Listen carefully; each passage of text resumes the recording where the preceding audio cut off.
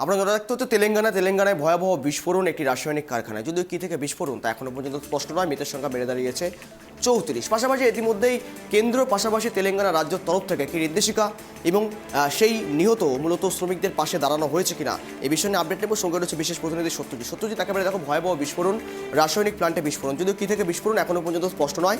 মুখ্যমন্ত্রী রেড্ডি সেখানে পৌঁছে গিয়েছিলেন, কথা বলেছেন। যদি এখনও পর্যন্ত আপডেট কী রয়েছে, কেন্দ্র এবং রাজ্যের তরফ থেকে সাহায্যের হাত কি বাড়িয়ে দেওয়া হয়েছে? দেখো, অবশ্যই কেন্দ্রের পক্ষ থেকে ইতিমধ্যে 2 লক্ষ টাকা ঘোষণা করেছে।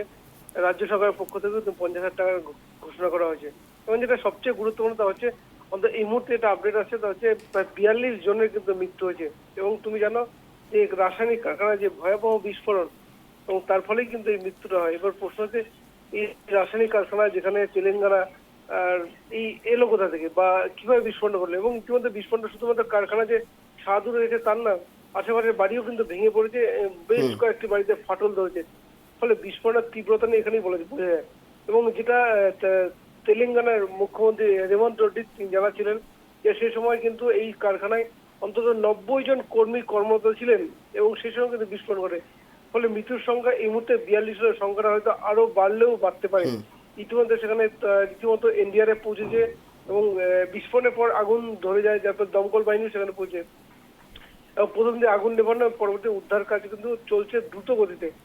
এবং যেটা জানা যাচ্ছে এই মুহূর্তে, যেটা কেন্দ্র সরকারের পক্ষ থেকে কিন্তু ইতিমধ্যে 2 লক্ষ টাকা ক্ষতিপূরণ ঘোষণা করেছে। প্রধানমন্ত্রী নরেন্দ্র মোদী তিনি কিছুক্ষণ আগে টুইট করেছিলেন যে যারা সমবেদনা জানিয়েছেন যারা নিহত হয়েছেন তাদের প্রতি এবং যারা আহত হয়েছেন।